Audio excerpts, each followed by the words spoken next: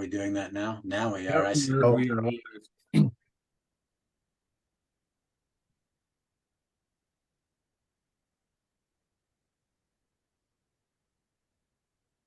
The numbers are growing. Here they are. I gotta say, I was very skeptical of Zoom, but what a cool thing to be able to be live and talking to so many people. Right. It sure has been nice. We do our meetings, hybrid meetings, and we're able to Zoom the meetings to participants who can't make it, or if the weather's bad, or they just don't want to get out. It's really been helpful in that respect.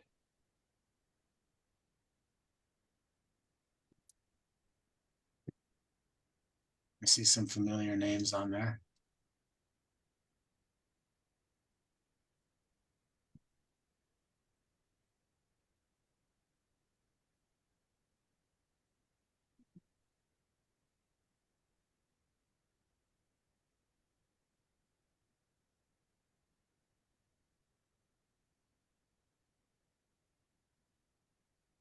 Hey, Jamie.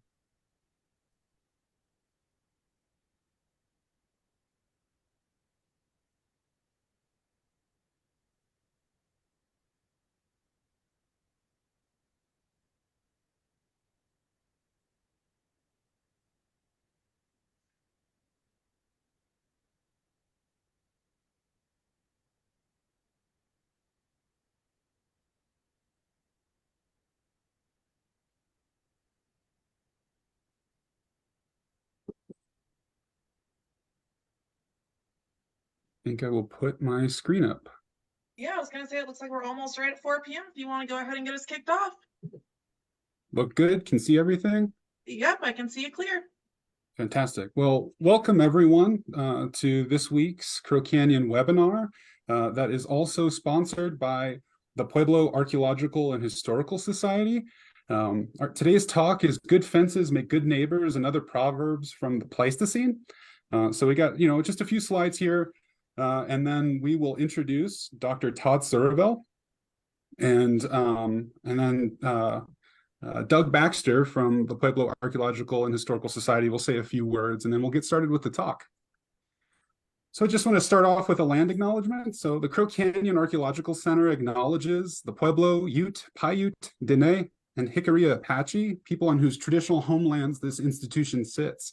Our mission-related work would not be possible without Indigenous people in the past, present, and future. We respectfully recognize and honor ancestral and descendant Indigenous communities for their contributions to all humankind. Crow Canyon is grateful to all Indigenous people and supports the preservation and protection of cultural traditions, ancestral connections, and sacred lands. Just want to remind everyone, I know we're probably old hands at Zoom, but for this webinar, make sure to put your questions in the Q&A that's located in this kind of box here in the bottom of the toolbar. Don't put them in the comment section. We have so many questions that go in the comments every time. If you have any issues with the Zoom stream, we are also streaming on Facebook. Is that right, Taylor? We're streaming on Facebook? Yes. Yep, we're live streaming to Facebook. Okay, fantastic. Okay, so we're there too. And also, Taylor wanted to say a few words about an upcoming cultural explorations trip. Yeah, thanks so much, John. I just wanted to take a moment to tell you about another one of our upcoming cultural explorations travel programs taking place in 2024. The Movement and Memory trip gives you the opportunity to travel alongside 3 wonderful scholars, including a diverse mix of archaeologists and cultural resource advisors. With the northern lunar standstill phase of the moon's migration as your backdrop, you'll have the opportunity to hear from a variety of perspectives about how ancestral Puebloans honored and memorialized natural phenomena. In a study of public architecture, celestial observation, and other interesting Chaco regional cultural aspects, you will visit significant places and explore the ideas of cultural memory. Some sites of interest that you'll have the opportunity to visit include Aztec ruins, Salmon Pueblo, Chaco Canyon National Historic Park, and Chimney Rock National Monument, among many others. We invite you to join us from October 20th through 26th, 2024. To learn more information about this seminar and to register, you can visit us at www.crowcanyon.org. And back to you, Jonathan. Thanks, Taylor. We also want to thank all of you for helping to support our webinar series, like the success for all of these years, and especially in 2023. And we couldn't do it without you. And if you want to continue supporting our mission, we are a nonprofit. So what you can do is you can scan this QR code here. I'll give you a few seconds, and you could possibly donate to our American Indian Initiatives library, which is very exciting. We've been receiving tons of books. So go to this QR code, scan this QR code, and you can get more information on how to support our library. Okay, all right. So now let's introduce Dr. Todd Surivel. So Todd is a professor of anthropology and the director of the George Frizen Institute of Archaeology and Anthropology at the University of Wyoming. He's an anthropological archaeologist who works mostly in the Rocky Mountain West. He's an expert in the initial human colonization of the Americas and has methodological specialization in quantitative methods, lithic technology, geoarchaeology, and ethnoarchaeology. He is the author of 2 books and more than 60 peer-reviewed journal articles and book chapters. He is currently excavating the Loprel Mammoth site and previously investigated the Barger Gulch Folsom site. So from 2012 to 2017, he did ethnoarchaeological research with the Doha reindeer herders in northern Mongolia. He's originally from the suburbs of Washington, D.C., but has resided in the high plains of Wyoming for the last 20 years. So we're going to let Doug, we're going to turn things over to Doug right now, though, to talk a little bit about the Pueblo Archaeological and Historical Society, and then we'll turn it over to Todd. Thanks, Jonathan. And I'll just be a second here. Again, my name is Doug Baxter, and I'm the president of the Pueblo Archaeological and Historical Society. We're a chapter of the Colorado Archaeological Society. The Pueblo Archaeological and Historical Society is proud to be teaming up with Crow Canyon to bring you what has becoming an annual event, Todd Surivel's December presentation.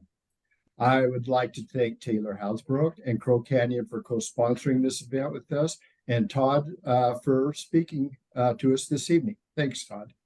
That's all I have, Jonathan. Back to you. Take it away, Todd. Well, thanks to all of you. Let me, if I can figure out how to share my screen here, and we'll be off and running. All right. Holler at me if you cannot see what's going on my screen, but I'm pretty sure you can, and hopefully that that bar at the top is going to disappear. So it's great to be back.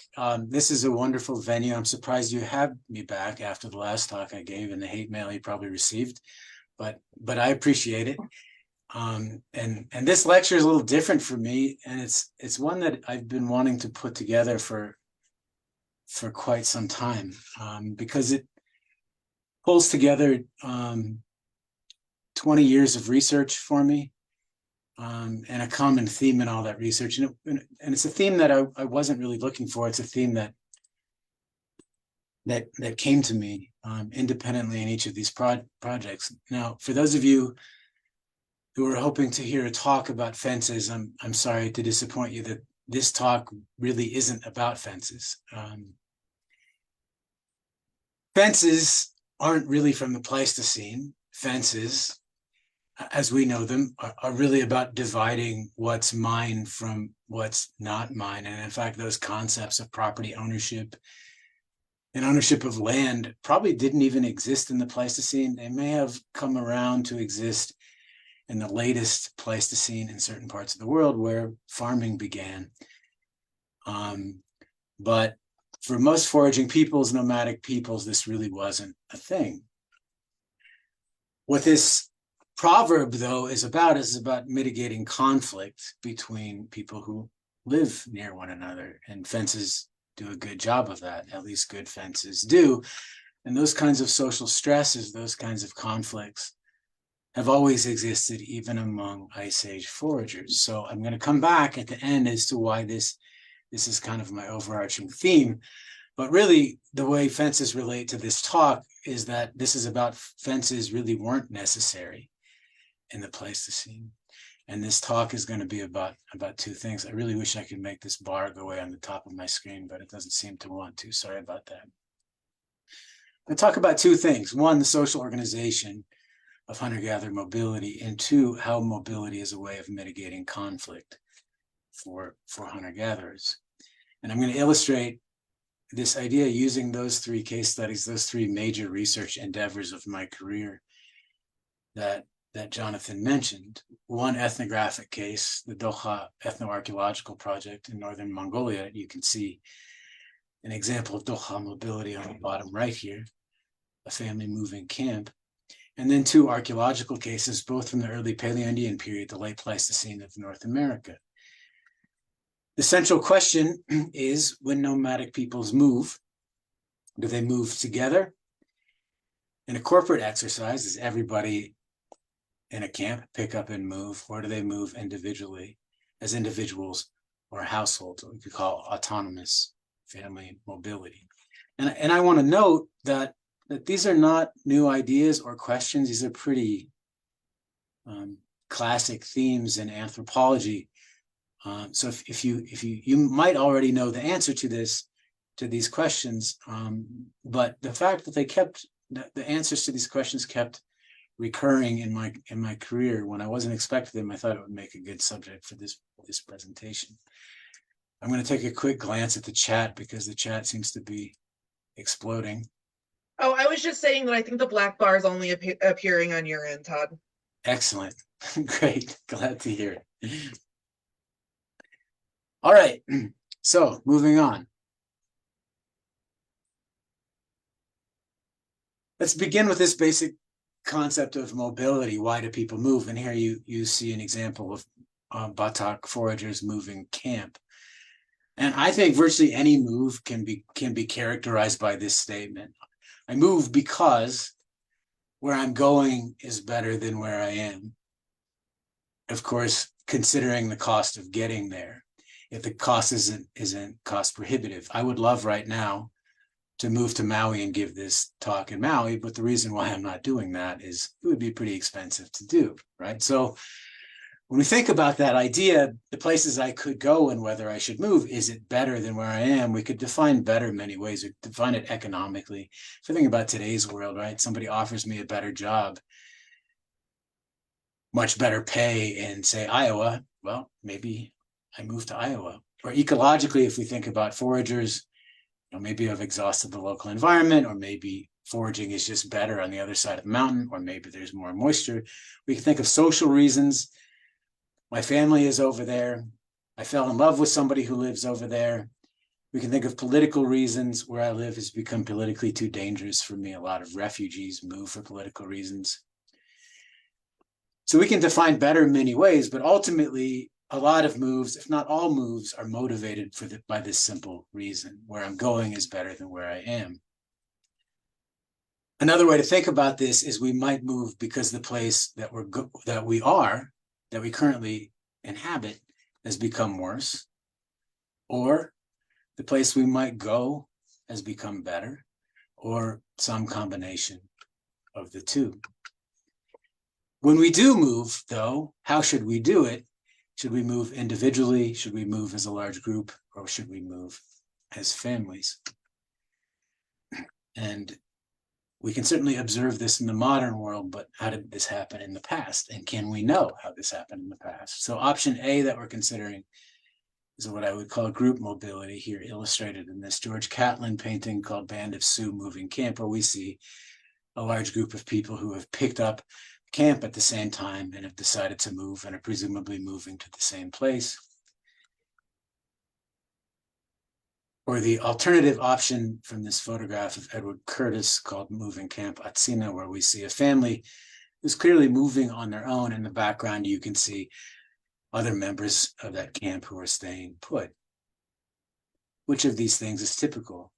We can imagine, in fact, scenarios where either of these things would happen. Now, here's the spoiler alert. This is kind of the anthropological consensus that I'm illustrating using a quote from James Woodburn, who's an anthropologist who studied the Hadza in Tanzania. And here he's describing Hadza campsites, group membership, and mobility. And he says, anyone may live, hunt, and gather wherever he or she likes without restriction, both within the area with which he or she is mainly associated or anywhere else in Hadza country. The camp units in which people live are not fixed entities. There's constant movement in and out while a camp remains at one site. When the site is changed, people may move together to one or more new sites, or all or some may choose to move to an existing camp elsewhere. There are continuities in the composition of these local groupings, but none which seriously limit individual freedom of movement.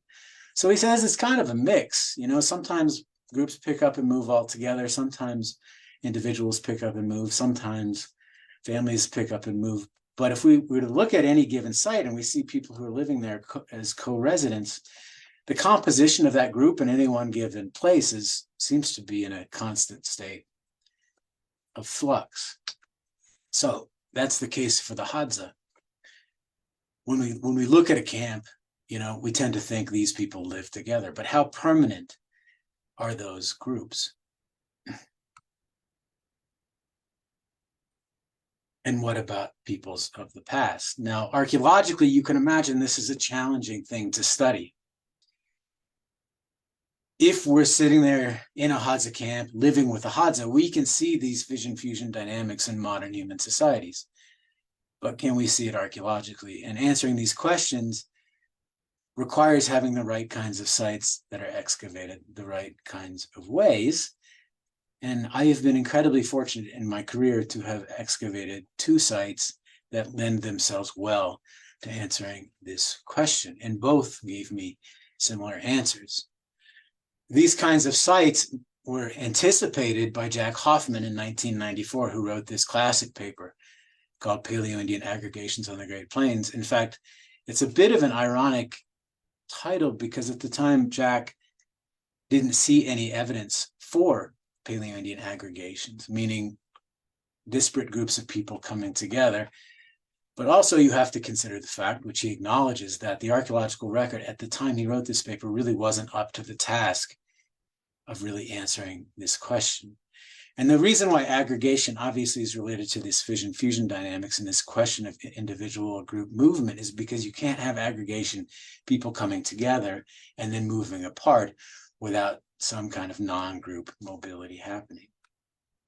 And what Jack predicted in 1994, at least anticipated, he said, to find evidence of aggregation or fission-fusion dynamics, we would need to find lithic raw materials from multiple distinct sources and directions, and artifacts of these distinctive materials distributed in discrete and distinct patterns around domestic features. Basically, what he's saying is that the signal we'd expect for aggregation is that we see distinctive raw materials around contemporary domestic features. Let's say we could look at a bunch of houses that are contemporary and we find different lithic raw materials in them, suggesting that people have come from different areas. That would support this aggregation hypothesis.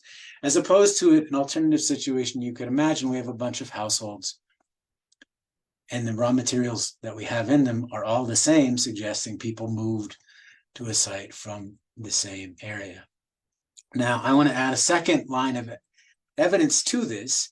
If we have individuals or families moving independently, autonomously, not only are they going to be arriving from different areas, but presumably they're going to be staying for different lengths of time. So we might see, in addition to these distinctive raw materials around hearth features or domestic features, we might also expect to see evidence that those different houses or domestic features were occupied for different lengths of time. Again, alternatively, if we find the same raw materials around the same house features and we find the same durations of occupation, it suggests this corporate group mobility exercise. So let's go to Colorado, Barker Gulch. This is a site, I've talked about it before, in fact, in this series several years ago, but this is the oldest Folsom site, I think, based on radiocarbon dates.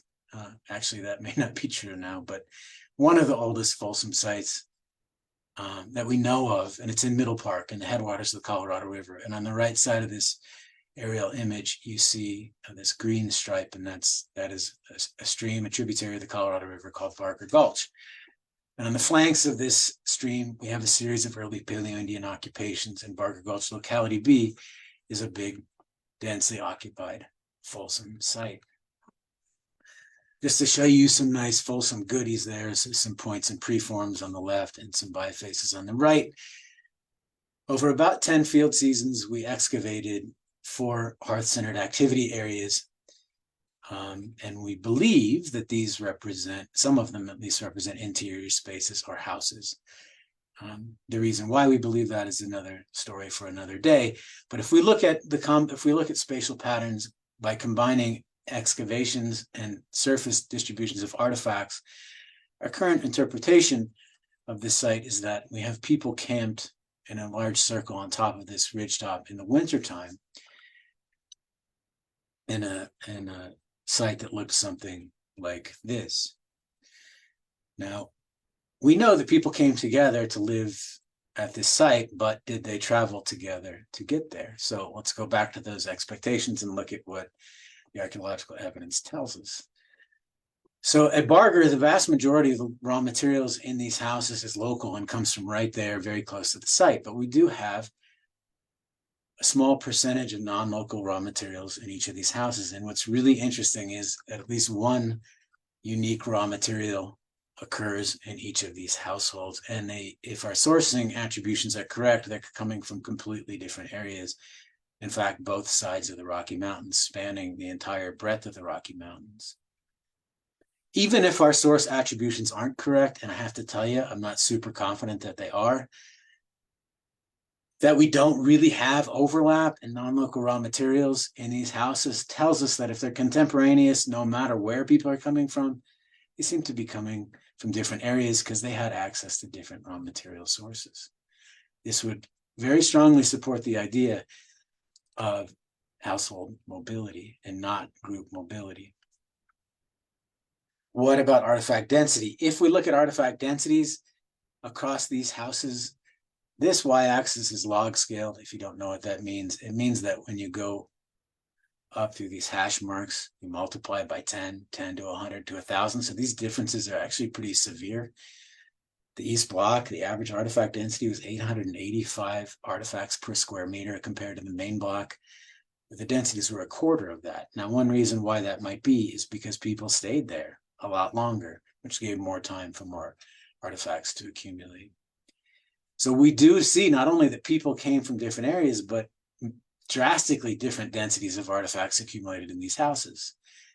Now, I will note that if you use a slightly different measure of occupation span, which is the ratio of local to non-local raw material, what you find is actually very similar between houses, which suggests to me that these differences in densities may be related to something else. For example, how many people lived in each of these houses, and that they did stay in this spot for roughly comparable amounts of time. But to summarize Barger, I would say that the raw material evidence is pretty hard to ignore, and it suggests that these different people arrived from different parts of the state, different parts of the region, and came together at Barger Gulch.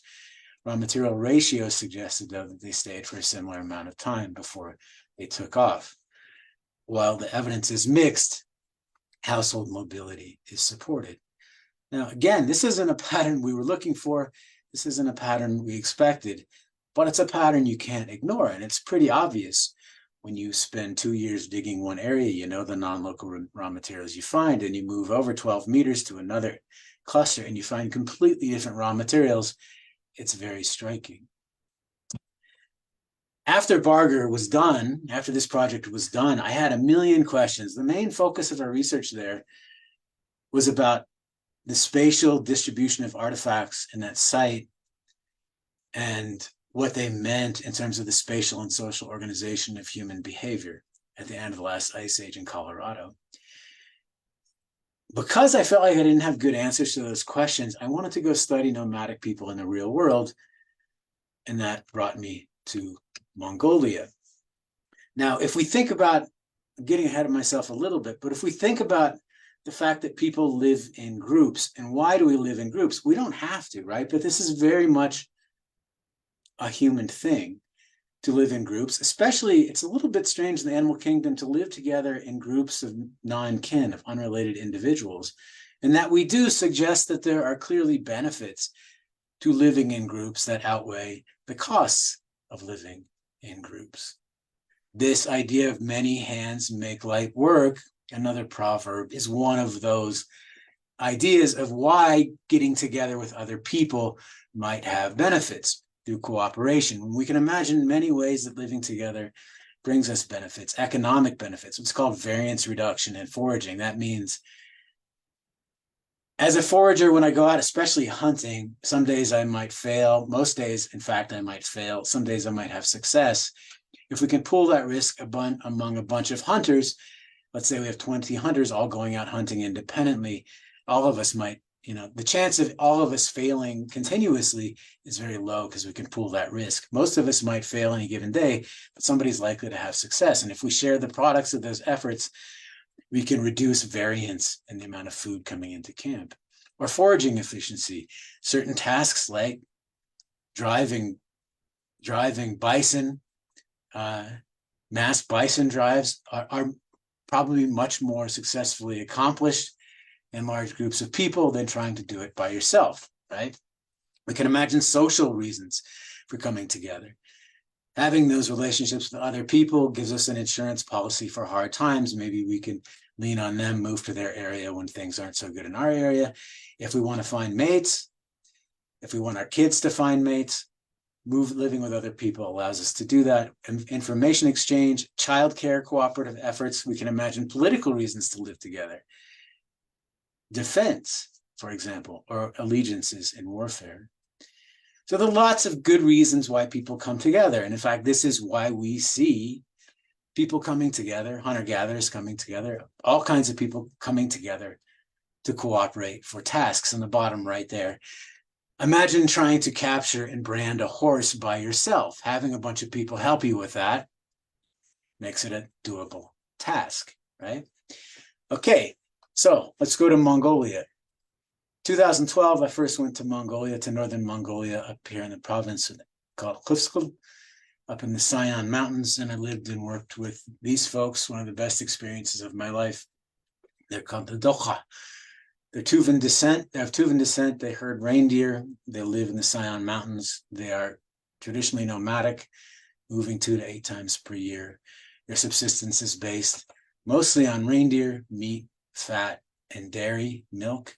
But they traditionally did some hunting and still use some wild plant foods, do some gathering. They also use store-bought goods. Dokha number about 200 people in 2 geographic areas. We can see lots of examples of cooperation among the Dokha. Childcare is a big one.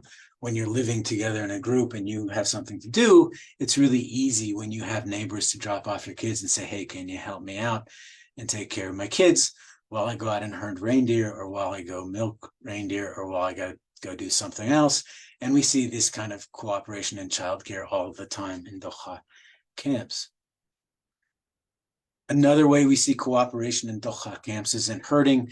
When all these people come together and their herds merge, well, you don't need an individual from every household engaged in herding every day. They can take turns and cooperate in the herding activity.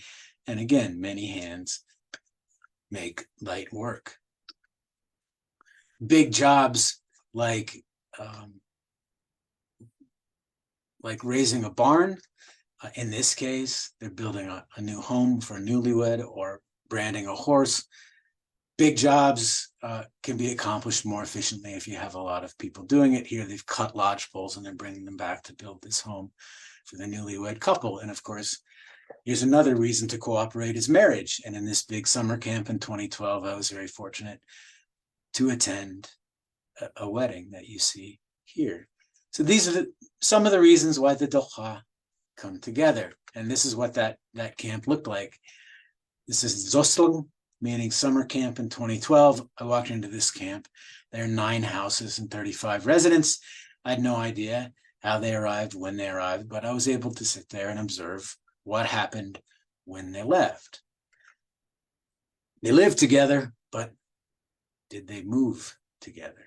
And obviously, not only is one major advantage of living with living people and studying them the ability to watch what they do, you can also ask them questions. So, did they move together? Well, over 2 days, I watched 3 families depart independently. On August 11, 2012, I saw this family pick up and move, and they traveled to their fall camp without any other families accompanying them. The next day, I was fortunate enough to be able to get a time-lapse video. We were using a camera system to map people in their living space. I knew this family was leaving, so I took advantage of the fact to turn the camera on it and make this video of them packing up their home and moving. And if you're curious how long it takes for a Dokha family to move their house, about 4 hours and 42 minutes, at least in this case. Again, this family picked up and left on their own, leaving everybody else in this camp. Later that day, yet another family left and went on their own, all going, by the way, to different places. Exactly 1 year later, add 1 day, I traveled with this family from summer to fall camp. A year and a month later, this family moved from one fall camp to another. In the spring of 2016, yet again, Spencer Pelton and I, who I think is joining us here, had one of the most physically difficult and challenging days of our life when we traveled with this family from winter to spring camp over a 9,000-foot pass and about 3 feet of fresh snow. The moral of the story is, in every season of fieldwork, 6 of them, I observed the same pattern repeatedly. I observed households moving autonomously. I never once observed an entire camp pick up and move to a new place. In the middle of the Dokha project, I was fortunate I'm getting ahead of myself, keep forgetting about my clever transitions here. So why are people doing this? Why are they picking up and moving independently? Well, I would say, here's a quote from Ben Franklin, another clever proverb: guests like fish begin to smell after 3 days. What this means is getting together is easy, but staying together is hard. And on the right, 2 hilarious photos I found. The top one from New York, both involving neighbor feuds, by the way. In the bottom, a neighbor feud from Secum, Washington, recorded forever from a satellite on Google Earth. When people live together, conflict accumulates, right? That's what this proverb is all about. Staying together is hard. When people live together, all kinds of conflicts arise. It seems to be inevitable. Political conflicts, economic conflicts. You're not pulling your weight around here, for example. Social conflicts. And to me, mobility serves a really important purpose here. It's a way to mitigate this conflict. If you don't get along with your neighbor, move. For nomadic peoples, it's not a challenging thing, right? It's 4 hours of time, pick up and move. And I can't say I observed a lot of conflict among the Dokha, but I did observe some. But it's the kind of thing that if it was happening, it wouldn't be a real open thing either. But nonetheless, we can all relate to this, right? The idea of the longer we're around the same people, the more they start to grate on us. Mobility really affords us a way to reduce that conflict. So when I was working in Mongolia, I had the opportunity to start this incredible project, the Laprelle Mammoth Site, with my colleagues. And this is another early Paleo-Indian site in eastern Wyoming along Laprelle Creek, which is a tributary of the North Platte River. It dates to about 150 years older than Barger Gulch. No doubt the people who lived at this site were the probably great-great-great-great-great-great-grandparents of the people who lived at Barger Gulch. This is currently the oldest known site in Wyoming, although some people would disagree with that characterization. And amazingly, what we have here is a dead mammoth in block A at the top right of this map here. But not only that, we have 3 hearth-centered activity areas that that I think likely represent, again, houses. And again, if you want me to explain why, I'd be happy to. When we look at what happens in these around these hearth areas, they're clearly domestic spaces. We have evidence of working of hide and ivory. We have pigments being used. We have ornaments. We have sewing. We have bison butchery, consumption, tool maintenance, lots of domestic kinds of activities happening around these hearth features, and we do have fluted points. So, once again, did they travel together to Laprelle? And again, I should note that we started this project because we wanted to know if people killed that mammoth. We had no idea there was an associated camp. But here again, I find myself digging a bunch of hearth-centered activity areas on one surface that seem to be contemporaneous, which gives me the ability to look again, once again, at the same questions of mobility. If we look at lithic raw materials, fascinatingly, here's the same pattern once again. 2 of these areas, what we call Block B and Block C, are dominated by cherts and quartzites from the Hartville uplift from southeastern Wyoming that moved up the Platte River. One of these areas completely lacks those materials and is dominated by Green River chert from southwest Wyoming, which is about 200 miles up the Platte River to the Sweetwater, basically following the route of the Oregon Trail, which is a kind of a least cost pathway across the continent. So once again, we see this same pattern. If we look at artifact densities, yeah, everyone did not travel together to the site. See this pattern once again. If we look at artifact densities, we see massive differences in densities. Blocks B and C are fairly similar at fairly low densities, in fact, 35 to 54 artifacts per square meter. Block D is off the charts with more than 1,200 artifacts per square meter, suggesting that part of the site was occupied for much, much longer. Okay, so in some, different groups stayed at the site for different amounts of time. So even for the first peoples in the Americas, even for mammoth hunters, this pattern holds. We look at variation in lithic raw materials and artifact densities. They suggest either people arrived from different areas or they stayed for different lengths of time. Again, supporting this idea that these households, or whatever these hearth-centered activity areas, these groups of people occupying these different parts of the site, are moving autonomously, independently. They're coming together, they're moving apart. So this is a repeated pattern. I mean, and this has spanned literally, more than 20 years of my career. This isn't a pattern I was looking for, but it kept coming back. And what's a little disappointing to me is that every time I saw it, I was surprised by it.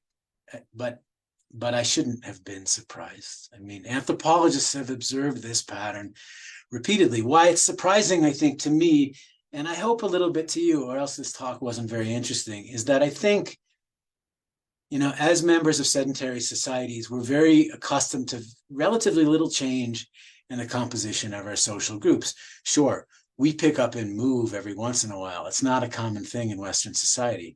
What's interesting, though, of course, is that when we do, we don't do it in a big corporate exercise, right? We do it exactly the same way because our families have independent interests.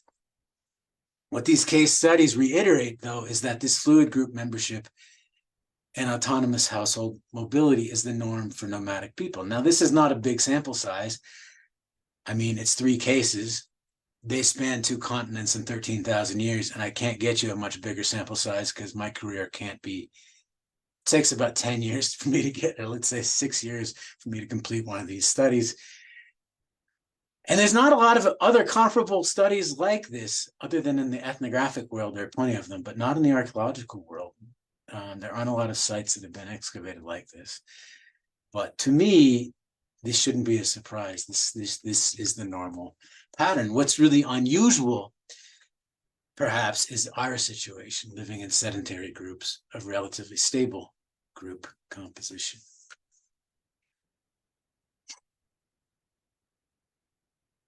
Which then brings us to what I call the social rhythm of nomadic peoples. On the x-axis, we have time. And on the y-axis, we have how we feel about each other. And we can define a series of phases. When we come together, it's great, right? We call this the long time no see phase. We haven't seen somebody for a long time. We go to visit our family over the holiday, and it's really good. And the feeling is great. And we're in this very cooperative mood. Let's work together, do great things, help each other.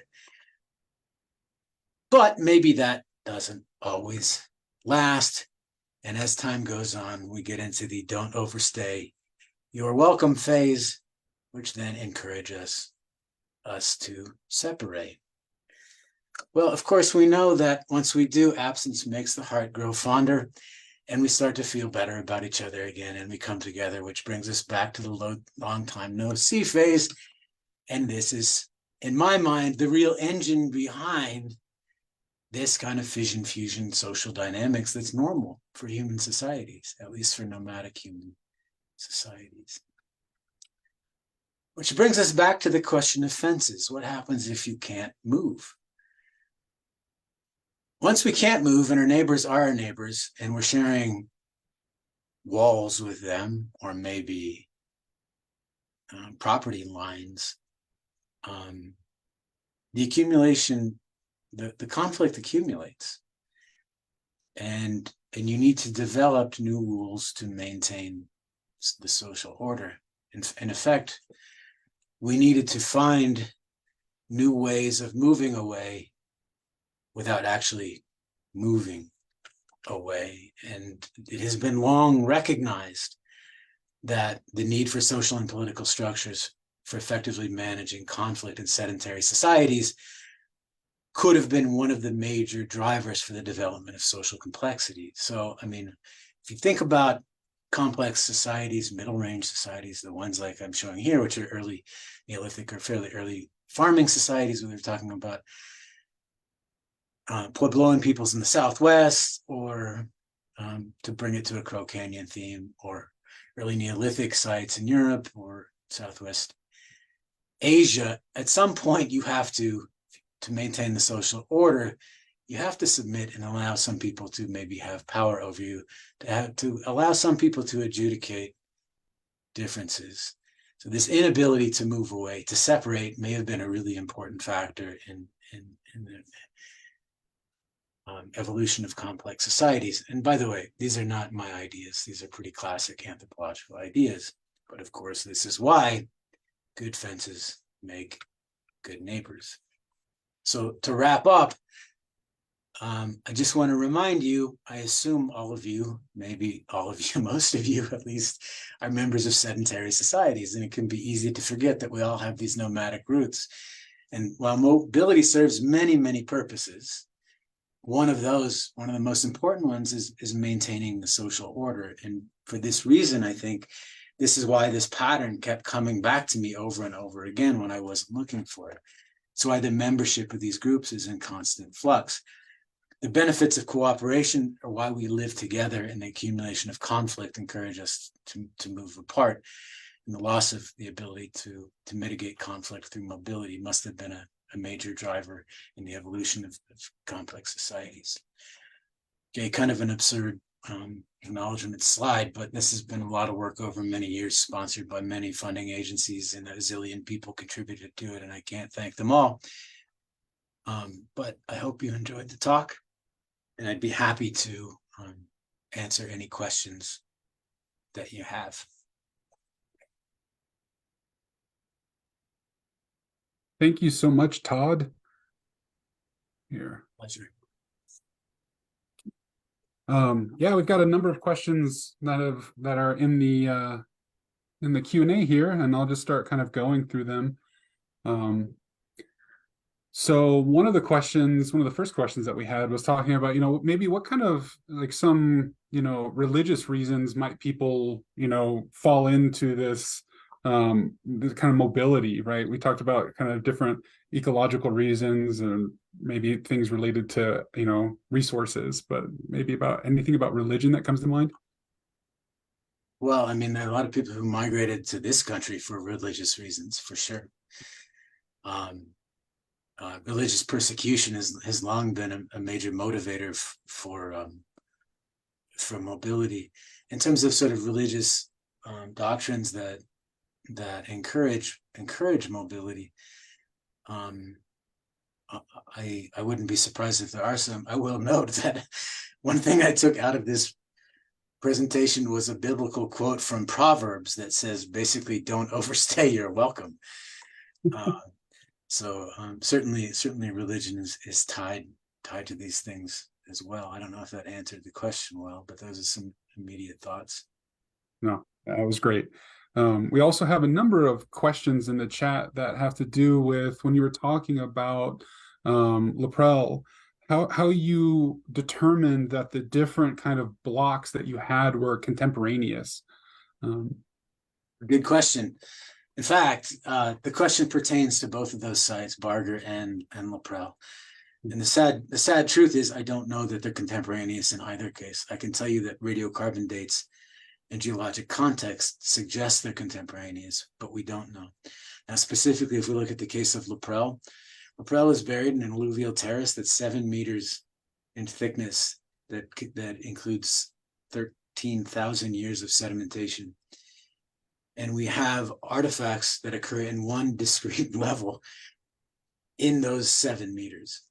Okay, there's not any secondary occupations above or below that we've been able to identify. So I feel pretty good that the likelihood that those are contemporaneous is very good, but it's certainly possible that they're not. Great. Any evidence of like the animal migrations being tied to these at those specific sites that you've worked at, people's mobility being tied to that? Yeah, well, I mean, as I said, mobility happens for many reasons, right? And one of the reasons why we think people are living at Barger in the wintertime is that, in Middle Park, Colorado, which is this basin down in the middle of the Rocky Mountains, in the wintertime, when you get deep snows high in high elevations, animals get forced into valley bottoms and the concentration of animals goes really high. The density of animals gets really high in the wintertime, which is one reason why the winter would be the right time for people to come together to live as large groups. Another reason why, when those animals thin out with the coming of spring, why they might separate as well. So I think there are absolutely, as I said, ecological and economic reasons why people are moving. But I think there are social reasons as well that map onto those very well. Right. Multi-causal. One of the really good question here is about, is there any evidence at either of the sites, Laprelle or Barger Gulch, for dogs? Are there dogs and maybe that assisted with transport? That's a wonderful question. I'm going to say at Barger, I don't know. The faunal assemblage at Barger is really poorly preserved. We have thousands of little tiny pieces of bone. Recently, thanks to the work of Sebastian Weatherby doing proteomic analysis of the collagen from those bones, we've been able to identify the presence of bison and cervid, probably elk. No evidence for canids.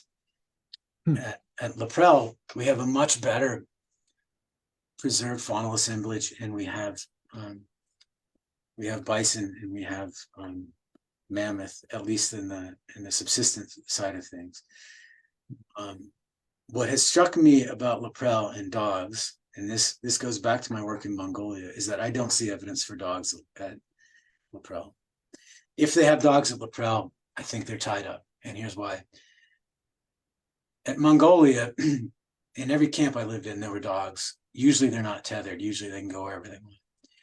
And when people kill an animal, when people butcher an animal and they throw the bones out, the dogs grab them and they bring them to the edge of camp and they chew them up. And we get this incredible spatial pattern with this donut of dog-chewed bones on the outside of camp. At Laprelle, we have bones of large mammals within camp, around households, around these hearths, particularly on the outsides. You get about 3 meters away from the hearths. That's where the big bones are found. We have a mammoth that's largely in anatomical position.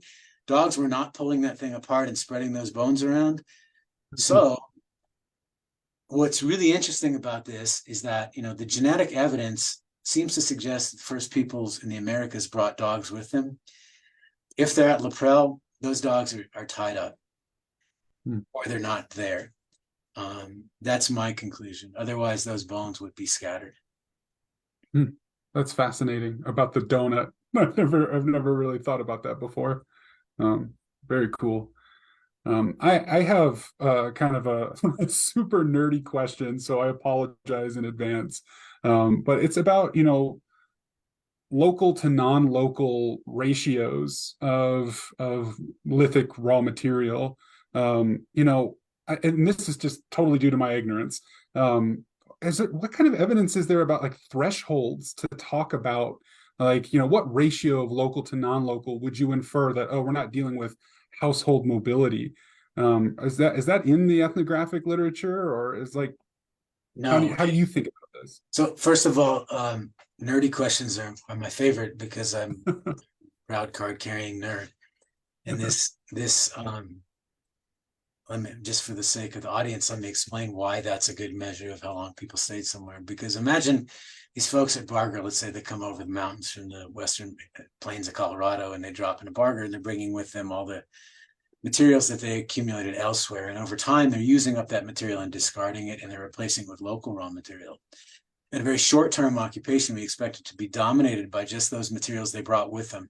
But as time goes on, we expect the assemblage to be increasingly dominated by materials they've acquired locally. So the ratio of those two things should give you some measure of how long people stayed.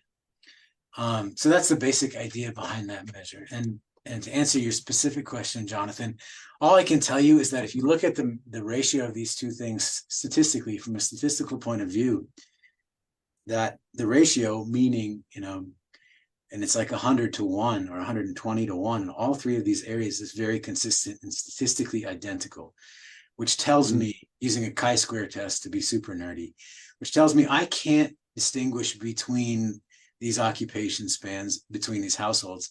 What's really troublesome to me, or at least what I'd really like to know, is how long were these actually in days or weeks or months, but I can't do that. But I can say that by that measure, they seem to be statistically equivalent.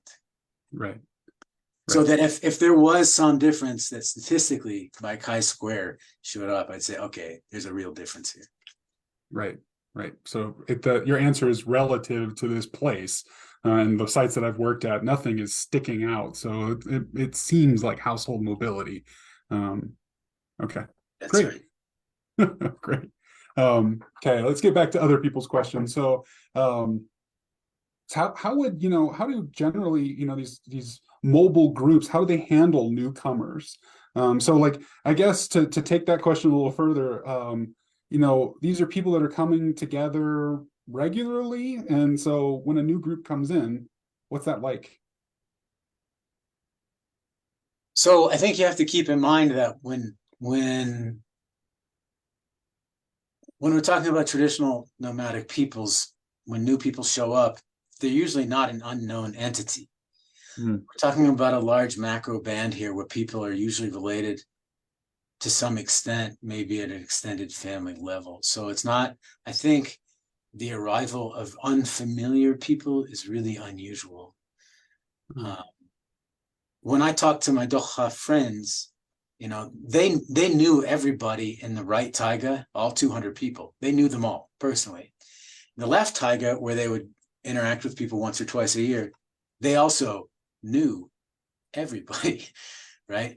So the only strangers who showed up were completely new entities, were me and my research team.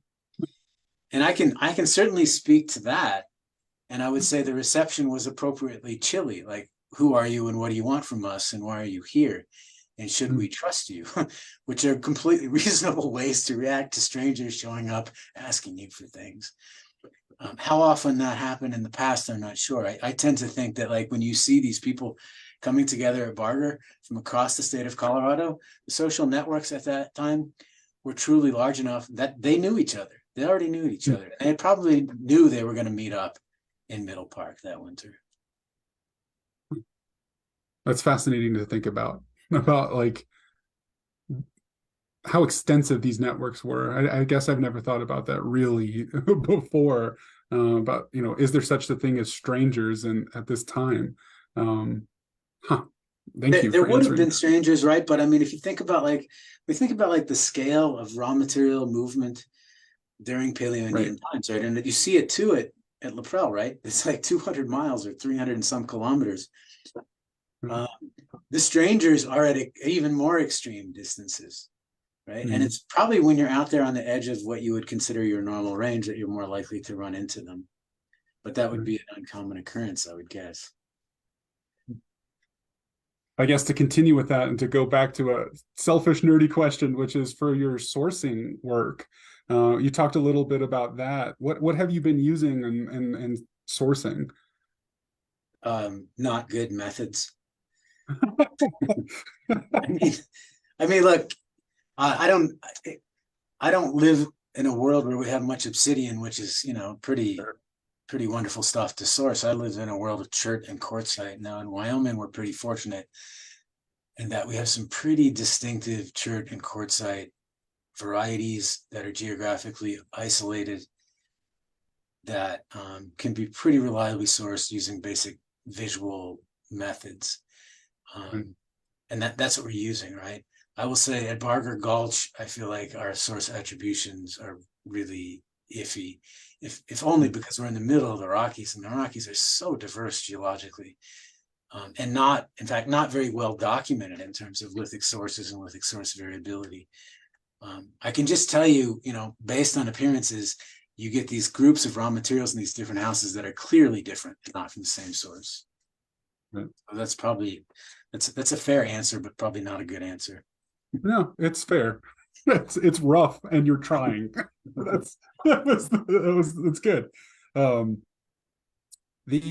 go back to the experience working with the Doha, did you ever ask people like why they were moving and like what reason for choosing different destinations for over others? Did they ever say like, yeah, we've worn out our welcome here, or anything along the lines of that? I never asked those questions. My Mongolian language wasn't good enough. I mean, I can tell you that the why you're moving, that's they're happy to answer that question, right? And it's usually like it depends on the kind of move. Sometimes it's my kids are going to school, I got to get to town, right? Which is maybe an economic / social reason. Sometimes it's in the spring, the snow is melting and the plants are starting to sprout uphill, so we're riding the green wave. What's interesting in that particular case, I saw multiple families doing that, and they did not move together. They kind of leapfrogged one another. I think it would have been pretty. I think they would have probably considered it an inappropriate question to ask. Why did they leave you behind, or why didn't you invite them to come with you? Yes. I can tell you, the one like real poignant thing that I remember in terms of conflict. I remember one morning going into a guy's house and he's got a black eye, and he and the neighbor had clearly gotten into it, and those kinds of things happen. That's interesting.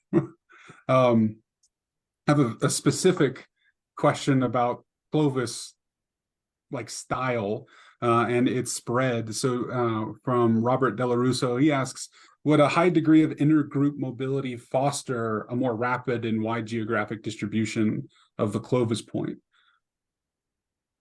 I mean, yeah, I think so, Yeah. don't you, Robert?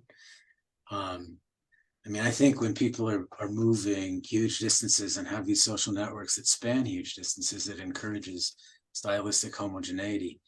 And of course, I think one of these lessons that we forget when we get obsessed with pre-Clovis is that one thing that's really hard to explain about Clovis, if it's not first, is how do you have this projectile point style that, sure, there's regional variance, but it's pretty much the same thing over a massive space. It's hard to find a material culture phenomenon other than Clovis in the archaeological record that has that property. And yeah, I think rapid spread and massive high scales of mobility is the reason why. It's a really good question. So we have another question here that says, Laprelle seems like people might have come together for a specific task. while Barger Gulch looks like a residential camp. Do you think the lithic like assemblages speak to this difference at all? One of the things that you were saying was they actually seem kind of similar how you're looking at them in this kind of wider scope.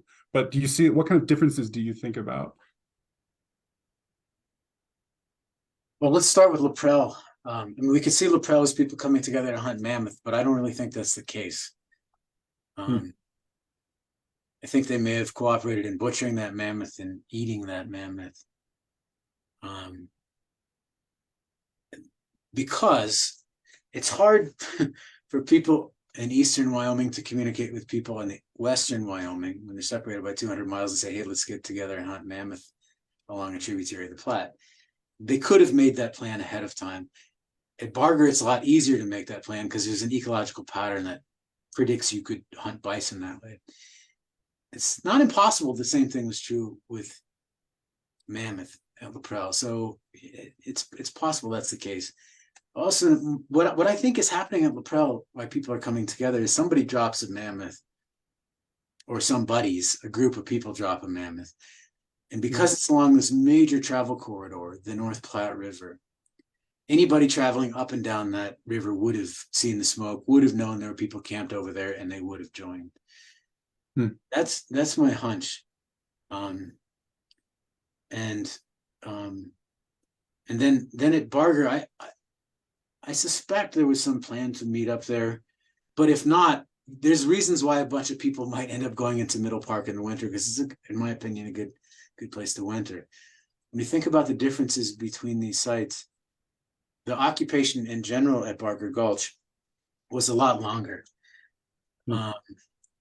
The tool assemblage is very different. The evidence for architecture is much stronger. The densities are much, much higher. And at Laprelle, the differences between households are more severe in terms of density, in terms of the kinds of things we see in them. And I've kind of lost track of what the question was, but what's super cool about the two cases that I've been so lucky to stumble into is, imagine like the comparative opportunities we have to look at the material residues left behind in 6 different households, or at least harsher activity areas from the end of the last ice age. I mean, it's a pretty remarkable thing. It's amazing. And your ability to tease this kind of stuff out is thinking about it in such a wider perspective is really, really valuable. So we're going to be really respectful of your time, Todd. We're going to call it here. But you've got tons of people in the chat right now just talking about what an awesome presentation and just how much they really enjoyed it. So thank you so much from Crow Canyon and from, I'm sure, the Pueblo Archaeological and Historical Society. Well, thank you. You're too kind. Thanks for having me again. And thanks to all of you in internet land for joining me on this Thursday evening. Maybe I'll see you in 12 months in the same place. We'll bother you again in 12 months. Thanks again, Todd. It's a tradition. All right. Yeah. Bye, Awesome. everybody. Yeah. Bye.